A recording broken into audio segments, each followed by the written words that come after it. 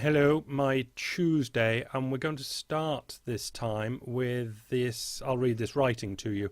It's from Interfluidity, Steve Randy Walderman's blog, and he writes, here is Kalecki. Kalecki's an old dead economist, describing with preternatural precision the so-called Great Moderation and its limits. So this is Kalecki. The rate of interest or income tax might be reduced in a slump, but not increased in the subsequent boom. This is taken from a big piece from Kalecki, right? So you've got that. We know this now. This was written in 1943, so this was before all of this. The rate of interest or income tax might be reduced in a slump, but not increased in the subsequent boom. Yeah? So, in this case, the boom will last longer, but it must end in a new slump. One reduction in the rate of interest or income tax does not, of course, eliminate the forces which cause cyclical fluctuations in a capitalist economy.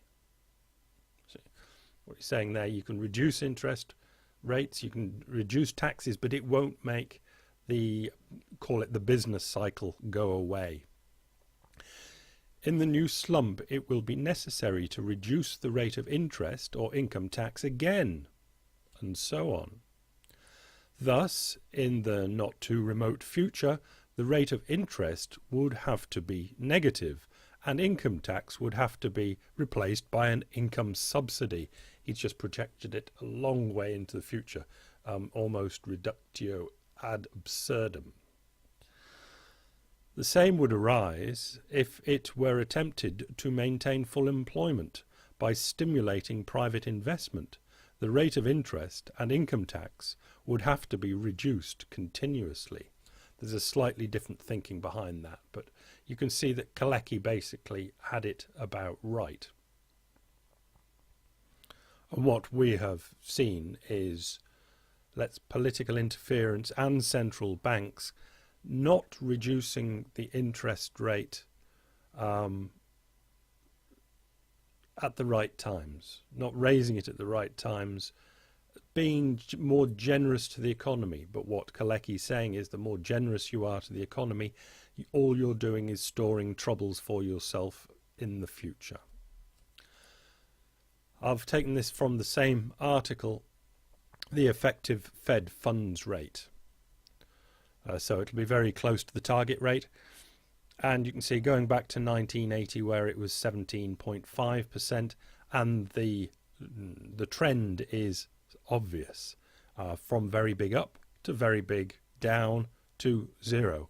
And now the whole economic thought is, all the chatter is about negative interest rates, as I spoke of yesterday, because those zeros aren't doing enough anymore for the economy, as Kalecki forecast in 1943. In those sort of days, 1943, economists were thinking about how the economy works and new theories. You could almost say since they have stopped thinking and just decided what is and applied the theories. Yeah, something like that. It's not as far back as 43 that they stopped thinking, but they started to stop thinking back then. This is actually from a Cullen Roche Prague Cap article, and I've just taken the picture from it. Although it's not very good, you should be able to, it's clear enough. Slowest spending in decades by President Obama. Annualized growth in federal spending. Right. So Reagan put on extra 8.7% annualized growth in government spending in his first term. Huge amount. 8.7 more annualized in his first term. Brought it down to a more normal 4.95% annualized increase in government spending. So we're talking from 80 all the way to now, huge increases in government spending. So Bush 1 came in at 5.4. Now remember, all of these are stacking on the others. These are compounding up. 3.2 and 3.9 by Clinton because of things. Let's not go into it. Bush 2, huge increases from the increases that had happened before for various reasons. He slams in a 7.3 and an 8.1. With, note, that star 2009 stimulus has been reassigned to Obama. So you think, well, but the deficits are huge. Yes, the deficits are huge. Obama is maintaining the deficits or just increasing them by a little bit. But the deficits have been stacked on by these past presidents.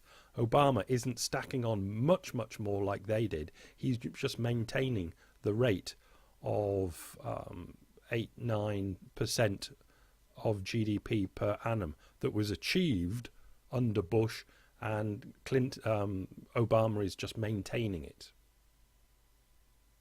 And it's surprising that that's good enough for the economy. From the New York Times, since median inflation-adjusted family income peaked in 2000 at $64,232, it has fallen roughly 6%. You won't find another 12-year period with an income decline since the aftermath of the Great Depression. You can see it's quite clear there from the end of the Second World War up to mid-70s. There was a really good increase, a doubling from $25,000 up to $50,000. But from 1980, the $50,000 has taken 30 years to get to $60,000. And that is with all that government spending going in. Now, the government spending, some people have got this idea that it somehow takes from the private sector.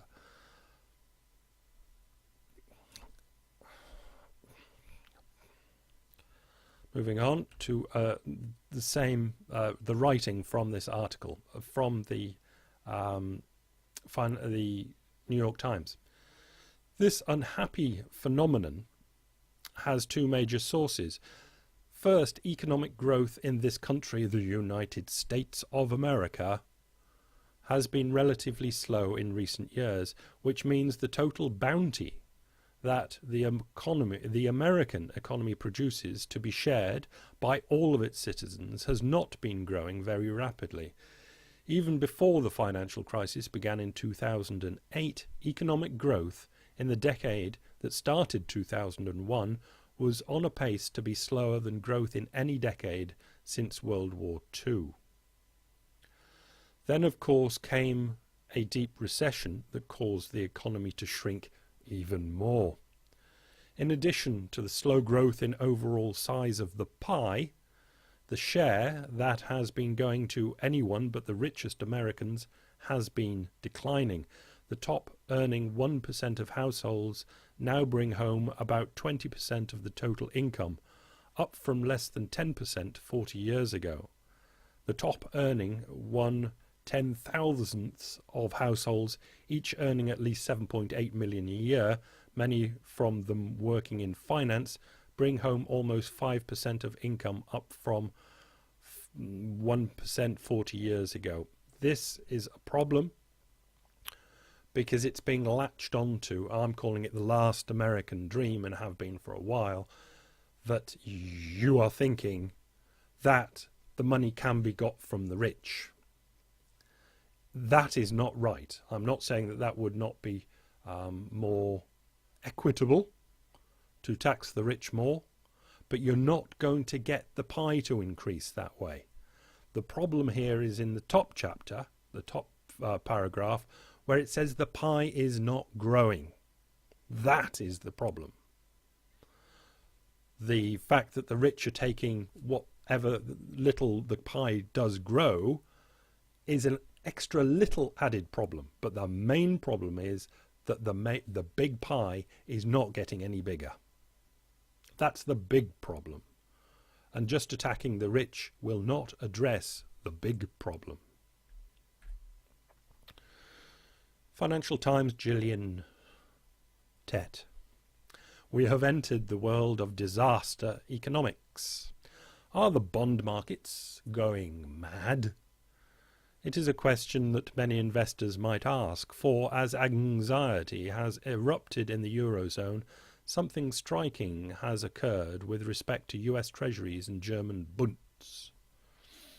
If you look at the credit derivatives market, which I do every day because it's down the sidebar of Alphaville, the place where investors judge the risk of bond defaults, government bonds are getting riskier, not just in places such as Greece, but in supposed havens such as Germany as well. 2 years ago, for example, the credit default spread on German Bunds stood at 40 basis points, meaning, if you want to, this is quite interesting, meaning that it cost $40,000 to insure $10 million of bonds each year against default.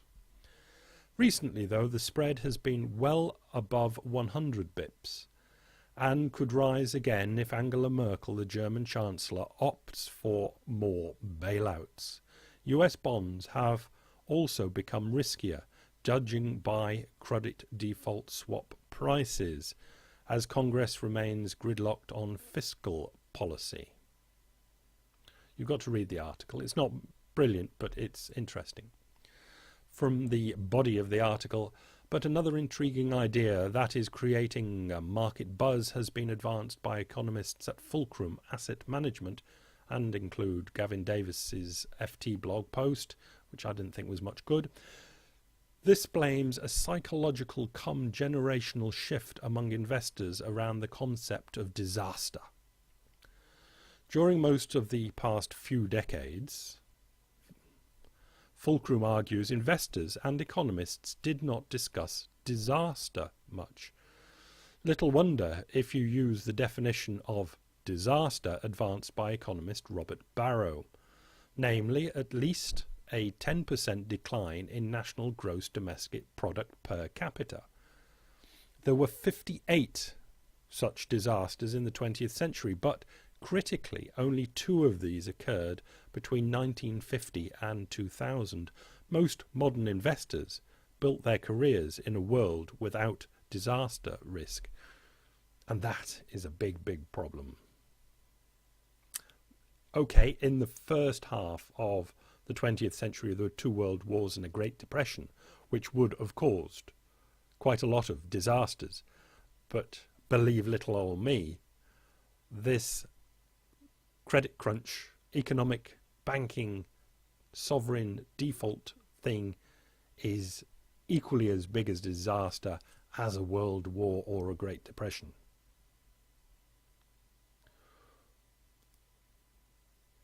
Finish with this. For people who have got this far are more likely to probably respond. My fives, the banking fives. Yes, them again. I realised that I don't know what they are.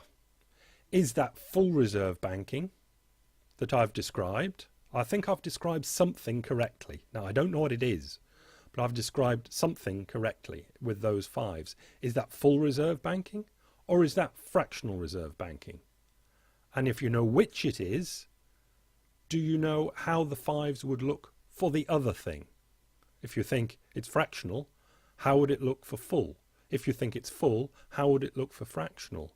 Anybody that can help with that, I would be very appreciative, because I've had to scratch a few more fives and I can't put the fives down to show me a clear difference or any sort of difference between fractional reserve banking and full reserve banking.